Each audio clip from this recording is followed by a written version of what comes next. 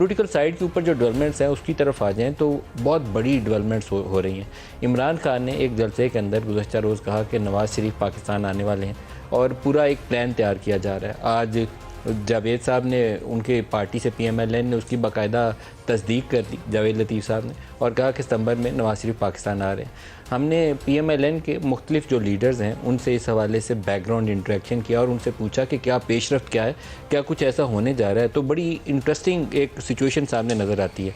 Interesting situation यह है कि पाकिस्तान में एक तो अगर इकॉनमी स्टेबलाइज हो जाती है सितंबर अक्टूबर के महीने में, तो एक विंडो आएगी पाकिस्तान मुस्लिम लीग नवाज़ के पास जिसमें वो लोगों को मुंह दिखाने के काबिल हो जाएंगे, क्योंकि जिस सिचुएशन में अप्रैल में इन्होंने हुकूमत ली थी वो सर मुंडवाते ही ओले पड़ गए वाला काम था। एक्सटर्नल सेक्टर खाली था, डॉलर वॉलर कोई नहीं थे अकाउंट के अंदर।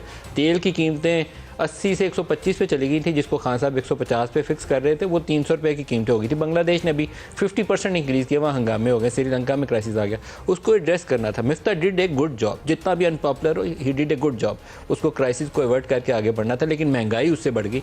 अब एक अपॉर्चुनिटी आएगी इनके पास सितंबर अक्टूबर के महीने में जहाँ ये रिलीफ दे सकते हैं, इन्फ्लेशन को थोड़ा नीचे ला सकते हैं और शायद अपने आप को प्रेजेंटेबल बना के लोगों के सामने पेश कर सकते हैं। वही एक अपॉर्चुनिटी है जिसमें नवाज़ शरीफ को पाकिस्तान वापस लाने के लिए PMLN सियासी तौर पर सोच रही है कि एक अच्छा मौका हो सकता है। समर वेकेशन चल रही हैं अदालतों के अंदर, अदालतें खुलती हैं तो 2-3 बड़े मुकदमात का भी फ़ैसला होना है।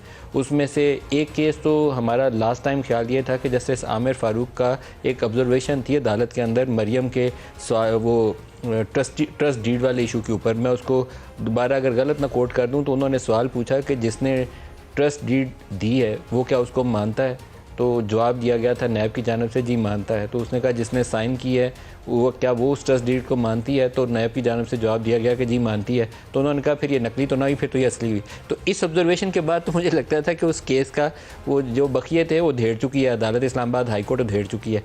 अब दूसरा उसका इशू, उसका हतमी तौर पर फ़ैसला आना बाकी है कि उसका फ़ैसला क्या आता है।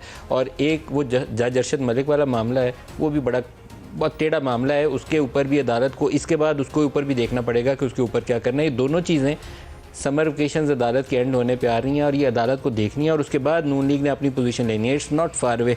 तो शायद आइंदा आने वाले हफ्ते सियासी मैदान में हमें बहुत ही हलचल और तूफ़ान मचाते नज़र आएँ।